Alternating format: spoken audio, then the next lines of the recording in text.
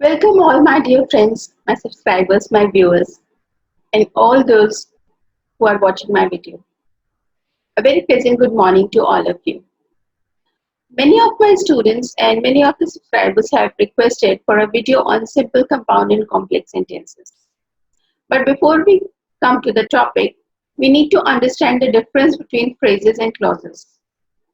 So today's session is about phrases and clauses. How do we differentiate? What's the difference? And how these are going to make complex and compound sentences. That is what we will learn in the following sessions. I am Smriti Asthana and this is Percept Academy, a YouTube channel which teaches you about the finer concepts of English grammar. The lessons that we have taken by far are on active and passive voice, tenses, reported speech, prepositions. And now before we move on to simple, compound and complex sentences, we will learn phrases and clauses. So what is a phrase? A phrase is a group of words that make sense but not a complete sense. Like it has neither subject nor predicate. That group of words is called a phrase. Look at example. She is wearing a silken scarf. So when I say she is wearing a silken scarf, here the word silken is an adjective describing a noun scarf. She is wearing a scarf made of silk. Now in the second part, the same sentence has been rephrased and we say a scarf made of silk. So in both the cases, the scarf is same, a silken scarf. However, in looking at the statements, in the first sentence we have an adjective, a single word describing the scarf, and in the second, made of silk. That is a couple of words which says that scarf is made of silk or it's a silken scarf. So there are three types of phrases: noun phrase, adjective phrase, and adverb phrase, depending upon how they are acting in the statements. Let's learn about noun phrase first. Example, he expected to win the lottery. So what did he expect to win? Here, to win the lottery is telling us what is expected. Expected is the verb which is taking to win the lottery as an object. Hence, he expected to win the lottery. Here, to win the lottery is acting as an object or a noun to the verb. Hence, it's a noun phrase. She wanted a large piece of cake. What did she want? She wanted a large piece of cake. So, we're talking about a large piece of cake. Now, here again, a large piece of cake is acting as an object to the verb. So, what did she want? It's answering what. What did she want? What did he expect it? In the third sentence, the children agreed to complete the homework. What did they agree to? They agreed to complete the homework. So something which answers what about the verb becomes the noun phrase. A phrase that acts as an object to the verb in the statement is called a noun phrase. Now, adjective phrase. As the name suggests, it should describe some noun in the sentence. So let's look at the sentence. He likes to have bread with jam on it. If you look at the sentence closely, it is a little bigger sentence, not the normal one with subject, verb and an object, but it has more about the object. So he likes to have bread. Bread is noun. And what kind of bread? With jam on it. So with jam on it, something with jam on it. That's the phrase. The phrase with jam on it suggests that something which has jam on it. But when you read the rest of the sentence, then it makes a complete sense that he likes to have bread with jam on it. So, with jam on it is actually describing about what kind of bread he likes. She has a plate made of gold. So, what kind of plate she has? She has a plate made of gold.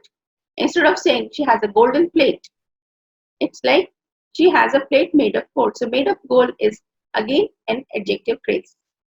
The hermit lives in a cottage made of bamboo. Talking about a hermit who lives in a cottage. Now, what kind of cottage it is? It is made of bamboo. So, a cottage is being described here. A plate is described in the second statement, and bread is described in the first statement. So, whenever a phrase is describing a noun in the statement, it is called an adjective phrase. The next one is adverb phrase. Example, Rohan returned at dawn. Here you would see that the verb is being described. Like, what is an adverb? An adverb is a word that describes a verb, right? when it happened, how it happened, where it happened, how many times it happened, what was the duration. All those answers are adverbs. So Rohan returned at dawn is right. What time did he return? At dawn. The horses neighed at the sight of the tiger. Why did the horses neigh? What made them neigh? At the sight of the tiger. The child was kidnapped from school. From where was he kidnapped? He was kidnapped from the school. So all these are talking about why he neighed, when he returned, from where the child was kidnapped. All these are describing the verb. Hence, they are all called adverb phrases. The phrase that describes a verb in a statement is called an adverb phrase. Clauses. Difference between phrases and clauses. When you're talking about phrases, phrases is a group of words that make sense but does not make a complete sense. But when we talk about clauses, it makes a sense in itself, because most of the times, I mean, every time something that qualifies as a clause has to have a subject and a verb. Or in other words, we can also say that it should have a subject and a predicate of its own. They returned when night came. Now, if you divide the sentence into two parts, they returned, the first one, when night came, the second part. So, in the first part, we have a subject and a verb. They returned. In the second, again, when night came, here night is the subject and came is the verb. So, in both the clauses, we see that it has to have, for a group of words to qualify as a clause, it should have a subject and a verb. A group of words that forms part of a larger sentence and has a subject and a predicate of its own is called a clause. So remember, for a clause, for a group of words to qualify as a clause, it should have its own subject and predicate. Again, clauses are three types, same as phrases: noun clause, adjective clause, and adverb clause.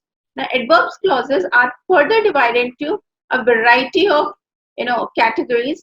However, for the scope of this session, we are only going to differentiate among noun clause, adjective clause, and adverb clause.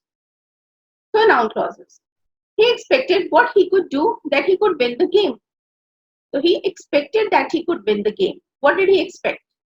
He expected that he could win the game. Look at the sentence. He expected is the first part. That he could win the game is the second part. In both the parts, you see he as a subject, expected the first verb, and could win another verb in the other part of the sentence. So here it has two clauses. And the second one is acting as a noun clause to the verb expected, because it is acting as the object for the verb expected. She wrote to Santa Claus that she wanted a princess gown. So she wrote to Santa Claus is the first part of the sentence, the first clause, and the second clause here is that she wanted a princess gown. In both the sentences, the subject is she. In the first part, she wrote. In the second, she wanted. Right? So again, a subject and a verb in both the cases qualifies both the parts of the sentence to be clauses. They decided that they would go for picnic. Now they decided that they would go for picnic is they decided. They and they, again, subject in both the parts. First part, decided, is the verb. In the second, it is would go for a picnic. Right? So again, there is a verb in the second as well. So both of these parts are clauses. A group of, and moreover, look at the words. I mean the clause. The second clause is actually answering. In the first case, what is expected. In the second, what did she write. In the third, what did they decide? So, in all these three cases, we find that all these clauses are actually acting as the object to the verb. Hence, a group of words having a subject and predicate of its own that acts as an object to the verb in the statement is called a noun clause. Be very, very clear about what qualifies for a clause, and then how does it become a noun or an adjective or an adverb clause. Right? Adjective clauses. He likes a movie that has a social message. Now, what kind of movie he likes? Movie, a noun. It is being described like that has a social message in it. I want to buy a cabin bag that can expand twice its size. So what kind of cabin bag I want?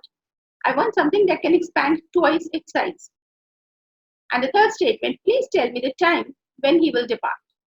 So I'm asking the time when he will depart. In all these cases, Cabin bag, movie, both are common nouns, whereas time is an abstract noun. Now looking at the second part of the clause, second clause in the statement, let's pick up the first one. He likes a movie that has a social message. So he likes, that's a subject and a verb. But in the second one, that has a social message. Now where is the subject here? Can you tell me? Tell me. Can you identify the subject? Well, if you look at the statement closely, he says he likes a movie that has a social message. Here, that is actually used for movie. That is the relative pronoun that we are using in this statement. Hence, we have a relative pronoun or a pronoun and a verb which is an auxiliary verb. Similarly, I want to buy a cabin bag that can expand twice its size. In this sentence, again, we have a I want, that is the subject and the verb. What I want is a cabin bag, that's a noun, which is being described by the clause that can expand twice its size. In the clause that can expand twice its size, again, that is the relative pronoun which is used for cabin bag. Hence, we have a pronoun and can expand the verb part. Right? So, both the clauses have their own subject and verbs. Please tell me the time when he will depart. Now here, please tell me the time. I'm asking a time. And it's a complete sentence, imperative sentence.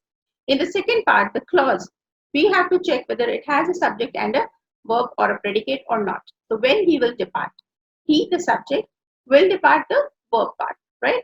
So please tell me the time when he will depart. Again, when he will depart acts as a adjective clause because it is telling us about the time. So a group of words having a subject and a predicate of its own that describe a noun in the statement is called an adjective clause. Adverb clause.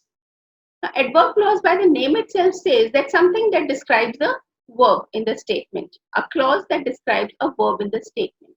So he was so poor that he could not afford 2 square meals a day. What was it? He was so poor. He had been so poor. Poor is, his state. So what is a verb? Verb is a action or a state in which a object is. So he was so poor that he could not afford. How poor he was? That he could not afford 2 square meals a day. Now again looking at the clause, he could not afford. Now he is a subject, could not afford, picks up the verb part and the rest is a predicate. So similarly, in the second statement, I'm glad that you qualified for the national team. I am glad. What am I glad for? Why this verb? This verb glad tells me why am I glad? Because that she qualified for the national team. Again, she qualified. Subject and verb both are there. Again, the second part qualifies for an adverb clause because it is describing why I am glad. When the teacher entered the classroom, she saw the window pane was shattered into pieces. Now, when the teacher entered the classroom, that's the first part. When the teacher entered the classroom, she saw the window pane was shattered into pieces. Now, in the second part, she saw. What did she saw? When she entered, what happened then? That is what happened when she entered. She saw the window pane was shattered into pieces. So it is again telling us what happened when she entered. That's again qualifies for an adverb clause. So a group of words having a subject and a predicate of its own that describe a verb in the statement is called an adverb clause. Right? Now let's look at some of the transformations from phrases to clauses. In spite of hard work, he failed. So the in spite of hard work, the phrase, we want to change it. To change it, we need to have a subject and a verb. So we change, though he worked hard, he failed. So we are not just changing the he worked hard, we are also changing the conjunction, that is in spite. Instead of in spite, we are using though. They bade him farewell before his departure to Sweden. So they bade him farewell before he departed to Sweden. Before his departure to Sweden is a phrase, whereas when he departed to Sweden becomes a clause where we have a subject and a verb attached to it. Some more examples. Varanasi, situated on the bank of Ganges, has many ancient temples. So Varanasi, situated on the bank of Ganges. What is situated on the bank of Ganges? It is Varanasi. So here, situated on the bank of Ganges is actually a phrase. Whereas in the second one, we change that phrase into clause and we say, Varanasi, a city situated on the banks of Ganges, has many ancient temples. A city situated on the banks. Here, we are talking about a city situated on the banks of Ganges. Hence, this situation is, in this statement, again, we are changing a phrase into a clause by adding a word situate, a city, right? When city becomes the subject and situated becomes the verb. And hence, we have a clause in between the sentence. People living in glass houses should not throw stones at others. So now, people living in glass houses, what kind of people are we talking about? We are talking about people who live in glass houses. So in the second statement, for the transformation case, we say people who live in glass houses. Now, who is the relative pronoun, which is acting as a subject? Live is acting as the verb in the sentence, and hence we have who live in glass houses, a clause in between a sentence. So we have transformed living in glass houses to who live in glass houses, right? Few more transformations. The time of his birth is known to me. So, the time of his birth or the time when he was born. The time of his birth does not have any subject or predicate, whereas in the second part, the time when he was born, we have a subject, he, and a predicate, was born. Or the time when he was born. The sixth statement, I believe the man to be honest, or I believe that the man is honest. Here again, the man to be honest and the man is honest. That's how a phrase changes to clause. The cops suspect him to be guilty. The cops suspect that he is guilty. Right?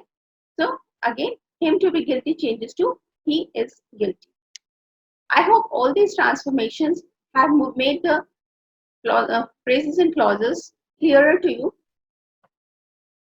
If you have any doubts or you want to have a regular course in English language, feel free to contact us smriti.percept@gmail.com. Online live classes are also available for classes 6 to 8. A special program, English Language Skills Development, is there, which covers the reading, writing, grammar, and vocabulary part along with conversation skills. Many times parents are confused that the teacher is not covering the literature part, so how come they are giving a tuition in English? Sorry ma'am, we are offering course in English language, not in English subject. In schools, English is taught as a subject. As a result, children suffer a lot. Without having a grasp of the language, they are made to learn stories, literatures, dramas, and poetry, and much more. All the subjects are in English and they are supposed to write the answers in English. And since the language is not strong, their foundation is not strong, hence they fumble. And as they grow in their life, as they climb the ladder of standards, classes in their school, they keep fumbling down and down if they do not work on the language part. So it is important to build a strong foundation in language. As you take Abacus, QMaths, and many other mathematic programs as a supportive measure to make a strong foundation in mathematics, this English Language Skills Development is a program which acts just like that for the English language. It has been designed, tested, and it has given wonderful results for the past 20 years. So I'm proud to say that this is one wonderful program for all the children studying in classes 6 to 8 to make their English strong and have a good command over the language. Classes 9 to 12 is a complete syllabus including reading, writing, grammar, vocabulary, and literature. And there are special classes for entrance exams and competitive exams to suit the needs of the students according to the exams that they're appearing for. If you find this content useful, don't forget to share it with more students, children, and their parents and the other educators who might use it, and thank you for sharing it with them. If you like the video or if you learned anything in this video today, please do like it. And for more videos on more concepts of grammar, please do subscribe to my channel. And with this, we come to an end of today's session. Hope you liked this session. If you have any queries, do let me know. Lockdown is continuing. Today is the 35th day of lockdown. And I hope all of you are staying at home and all of you are safe. I pray to Lord to please take away this corona from this planet. We all are really tired of sitting at homes. But hats off to all the scientists who are consistently and continuously working to find a vaccine to this corona. Thank you to all the doctors, nurses, and all the paramedic staff who are helping patients in times of needs. Thank you to all the police who are ensuring safety of the people is utmost in their minds. Really, a big thank you to our Prime Minister for taking an early decision of lockdown. And a big thank you to all of you who are staying at home and making the country safe for you, your family, and for the people around you. Thank you so much. Wish you all the best in life and keep learning, keep growing. Bye bye. Happy learning. Stay safe, stay home.